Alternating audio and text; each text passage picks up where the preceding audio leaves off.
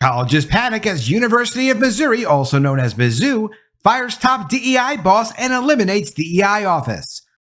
Coming from the Missouri Independent, University of Missouri bows to Republican pressure and eliminates campus DEI division.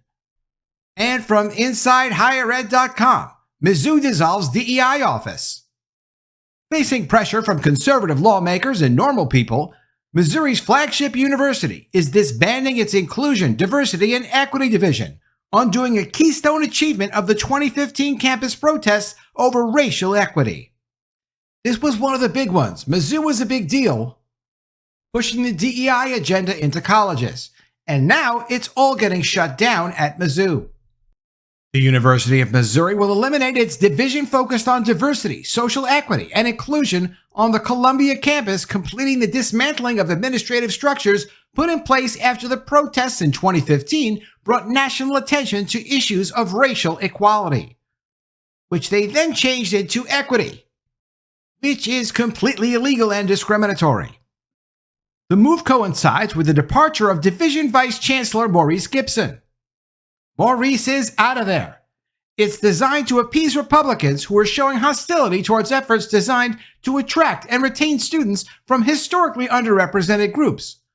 Mun Choi, University of Missouri System President and Columbia Campus Chancellor, said at a briefing with reporters last week. There have been 13 bills targeting diversity, equity, and inclusion filed in the legislature over the past 2 years, Choi noted. During debate on the state budget during 2023, Republicans in the Missouri House added language banning any diversity efforts across state government, language that was deleted before the final budget passed.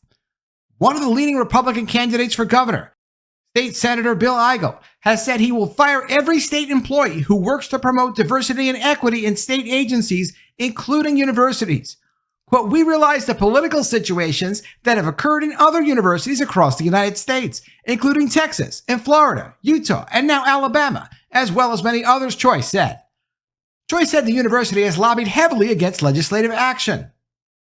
But they really do need laws in place to stop these people from acting in completely discriminatory ways. It's a totally different, inappropriate, illegal mindset that needs to be addressed with laws. Without laws, it's difficult to enforce rules, especially when you have rule breakers and people that really have no sense of decency about them, with treating people differently based on their skin color. Quote, we do believe that our proactive approaches in the past have really played an important role when diverting these bills from passing, and I will be sharing our plans with elected leaders beginning this week, he said. The top goal is to protect the university's operating and capital appropriations, Choi said. He still wants to get the money. That's the number one priority. If the university doesn't get the money from the government, they got a big problem. They can't pay their bills. They can't push all of their agendas and take care of their people the way they want to. Quote, as a university, we see about $500 million per year in appropriations and $200 million a year in capital one-time projects, Choi said. If we don't see the $700 million per year, we would have to eliminate every single position at all of the colleges that we have at universities. That is not a risk that I want to take. Gipson, hired as vice chancellor in 2020, is leaving to become interim vice president at Philander Smith University, a historically black college in Arkansas. The 4 units of the division will be moved into other offices, which Choi said will make their mission part of the overall mission in each office. No employees will lose their jobs, Choi said, except for the one who was fired as vice chancellor. And in addition, these people had no real actual function at the jobs they were at. So to mix them in with other offices, sure, they'll try to do that, but they're going to actually have to work. They're not just there to push diversity ideas and create diversity fantasies. The move into other offices will probably work out for some of these employees, but a lot of them are not going to make it. Gipson, who joined Choi in the briefing, said he's confident that the work begun in the division will continue. Quote, we've been inspired and impressed that our colleagues here say, quote, this is going to work. We don't have to be all underneath necessarily the same place to get this work done, Gipson said. This is why you do need the laws, because these people are completely delusional. The division's units were moved out of the offices where they will return as part of a university commitment following the events of the fall of 2015, when long-simmering grievances about racial issues on campus led to a protest movement called Concerned Student 1950. The student group chose a name that reflected the year that the first black student was admitted to the school, which was founded in 1839. It sought to bring attention to overlooked school history that the campus was focused on the wealth of slaveholders and partially built with the labor of enslaved people. A large group of students created a tent city. A graduate student started a hunger strike, and the protest grabbed international attention when the Missouri Tiger football team joined the protest, stating they would not participate in sports until administrators showed they were meeting the demands that included the resignation of then-system president Tim Wolfe. Other demands included more black faculty, a plan to increase the retention for marginalized students, and increase funding and personnel for the student support centers. So you can see the significance of them shutting down DEI in Mizzou. This is almost like ground zero. Wolfe resigned in November 2015, and the protest ended. In the year between his removal and the announcement that Choi would become the new permanent president, the university established both a campus division and a system vice presidency focused on DEI efforts. Choi became campus chancellor in 2020, becoming the first president since the university system was established in the 1960s to hold both jobs. Quote, this reporting structure in the chancellor's office is important to cementing the level of support for this work, Kevin McDonald, then chief diversity, equity, and inclusion officer for the UM system and vice chancellor for inclusion, diversity, and equity on the MU campus, told the Columbia Daily Tribune in 2016. I would hope it elevates the level of visibility of the work they have been doing. Yes, it's been elevated so much that it all had to get shut down because, of course, the people who pay taxes in the state are really at odds with this. They don't want this anymore. This ridiculous trend of trying to push racism in colleges needs to stop, and it's finally starting to stop. Did I just say starting to stop? Yes, I did, but it is. Despite those efforts, black enrollment on the Columbia campus has fallen from 7.3% of the student body in 2015 to 5.3% last fall, so it actually had the opposite effect. The share of Hispanic students has increased to 5.5% from 3.5% in the fall of 2015, and the share of Asian students has increased to 3% from 2.2%. The share of white students has remained virtually unchanged at about 77%. The university anticipates an 11% increase in black students and a 14% increase in Hispanic students on campus this fall, according to Choi. One specific demand of their protest was to increase black representation among faculty to 10%. Black academics made up 3.5% of tenured and tenure-track faculty on the Columbia campus in the fall of 2023, down from 4.2% in 2018, the target year for the 10% goal. So none of what they've tried to do with these policies have actually worked out. While the share of black students and faculty has declined, graduation rates for underrepresented ethnic groups on campus have increased, according to Choi. Because, of course, they've altered their grading. This is part of the diversity grading curve they've started on, not just at this college, but at colleges nationwide. The Columbia campus has the highest 6-year graduation rate for black students among public universities in Missouri, he said, and is near the median of flagship universities in nearby states for black faculty. So it's nearly average. That's really something to shoot for. All of this fighting and divisiveness to accomplish nothing. The university began removing the structures put in place following the protests last year after a U.S. Supreme Court decision that ruled race-based admission policies were unconstitutional. Missouri Attorney General Andrew Bailey ordered universities to, quote, immediately cease their practice of using race-based standards to make decisions about things like admission, scholarships, programs, and employment. The university responded by ending preferences in a number of scholarships and persuading donors to remove any racial or ethnic criteria from endowed programs. Because as of that moment that the Supreme Court said you can't do this, those things were illegal. It has also stopped requiring applicants from system administration jobs to include diversity statements in their job submissions. Choi said the university has used those actions as part of its lobbying strategy. He's so clever. He figures if they just start to comply with the law, maybe the legislators will give up and they won't pass a law forcing him to do this.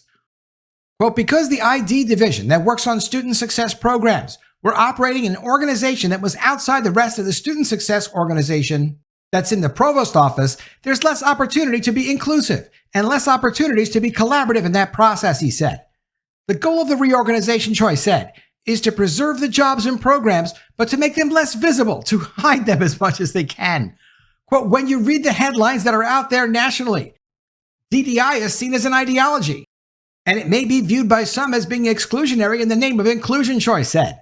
That is not what we do at the University of Missouri. Well, not anymore since you've been forced to shut down the division. And from InsideHigherEd.com, Mizzou dissolves DEI office. A few states, including Alabama, Florida, and Texas, have passed anti-DEI legislation that has mandated sweeping cuts at public universities. In Missouri, conservative lawmakers have introduced 13 anti-DEI bills in the past 2 years, a number of which have come very close to passing. Last April, the legislature narrowly removed an anti-DEI amendment from the state budget after contentious debate. And this March, lawmakers introduced a new bill to cut DEI spending, though the legislature ended its most recent session without advancing it. But we want to ensure we have a positive dialogue with lawmakers that support our university, Choi said. Quote, it's important that we do not become an institution that excludes in the name of inclusion, Choi said. Missouri is the latest red state public university to cave to political pressure on DEI. The University of Arkansas, which Choi pointed to as a model, dispersed its DEI office last summer. And the University of North Carolina System Board of Governors ordered campus leaders to do the same last month. Paulette Granberry Russell, president of the National Association of Diversity Officers in Higher Education, said the pattern is concerning. Quote, I can't say I'm surprised that Missouri is doing this considering the number of bills introduced there, she said. But it's disappointing that we have institutions who are choosing not to advocate for and stand by their articulated values and mission. Meaning she also is going to be out of a job before too long. The IDE's office dissolution is not the first instance of Missouri undertaking major structural changes at the insistence of right-wing policymakers and normal people. Over the past year, the university has eliminated all scholarships with racial eligibility criteria to comply. Literally such as, if you're not this skin color, or that gender, or this sexual preference, you're not allowed to access that money. While it's not been directly addressed by the Supreme Court, you're not supposed to be discriminating against students illegally in the name of diversity or any other agenda in a college setting. It was always common sense, but since the Supreme Court made their ruling, colleges have responded, businesses as well. Gipson, who is now fired and no longer the head of the DEI office because it doesn't exist, started at his job in a difficult time for race relations. In December of 2020, when protests over the death of George Floyd prompted a nationwide reckoning with systemic racism, which doesn't exist. While he believed that their diversity reorganization will be beneficial in breaking down silos, he's been disappointed by the cultural tone shift that led to this movement, and which he admitted has made his job in Missouri more difficult. And when he's talking about breaking down silos, he means integrating their philosophy throughout the entire organization. So it's not just separated off in its own world, in its own silo, doing its own thing there. They wanted to infect the entire university, which of course it already has. But without having that one focused office there, it's going to weaken their efforts. It's going to disappear. But when I started in 2020, it seemed a world of possibilities was open to us. Now people are not as open to those conversations, he said. No, people are not as open to those ridiculous, discriminatory, illegal conversations about treating people differently based on their skin color. This country went through a lot to get to the point where everyone would be able to define themselves by their actions, not their skin color or their gender or what their sexual preferences are or some combination thereof. Carrington Peavy, a Missouri junior and the president of the Legion of Black Collegians, said students are incensed at the news. She and other student leaders met with Choi on Friday and were assured that nothing would change for students, only faculty mediation processes. But hours after the announcement, she'd already heard from student organizations that the university asked them to change their names. The group Nurturing Minority Wellness, for instance, was asked to remove the word minority. She expects the university will add the LBC to do something similar, if not change its membership requirements altogether. A spokesperson for the university said it never asked for that name change. Peavy said resources to support black students specifically are still essential at Missouri, where she sees anti-black racism on a regular basis. Of course, it's all delusional and it's in her mind. From locals yelling slurs out truck windows to subtler manifestations from non-black professors and peers. She goes on to say, quote, we're not the ones being exclusionary. We didn't used to be allowed to participate in homecoming. They used to sing Win Dixie at the homecoming parade and wave Confederate flags in our faces, Peavy said, referring to the events that precipitated the LBC's founding in 1968. This is a space created out of survival. Well, 1968, though, actually was a very long time ago. Many people who even listen to my videos were not alive in 1968. I wasn't alive or born in 1968. It's time to catch up to what's actually going on and to treat people as equals. For many diversity officers, the backlash to their work over the past few years has been a disillusioning experience. Some have parted acrimoniously with their institutions over perceived political gamesmanship or lack of support. Others have been pushed out unceremoniously. This story just goes to show, no matter what, there really is no escaping merit. There may be a few years and a few trends where powerful people decide to lie to the public and say, oh, we can do this for you because of your skin color. We can do that for you because of your sexual preference. Are you in some kind of perceived disadvantage situation? Oh, well, just give us your loyalty, give us more power, and we'll do things for you. Those are the people you should never trust because it's always unsustainable. Market forces take care of what's appropriate. Not everybody gets included when it comes to market forces. Everyone gets bad luck. Some people get good luck. Some people get into negative situations they can never recover from. There's no way to make things great for all people, no matter what their skin color is. You, me, everyone else have to deal with our issues and work as hard as we can at things we're passionate about to have success in our lives. And then to maintain success in our lives when the inevitable problems come up. Let me know what you think of all this in the comments below. Always love to see your ideas. Please be sure you are subscribed to the channel. Click the bell for notifications, give me a thumbs up, and I'll see you again soon with another story. And if I don't see you, I will miss you.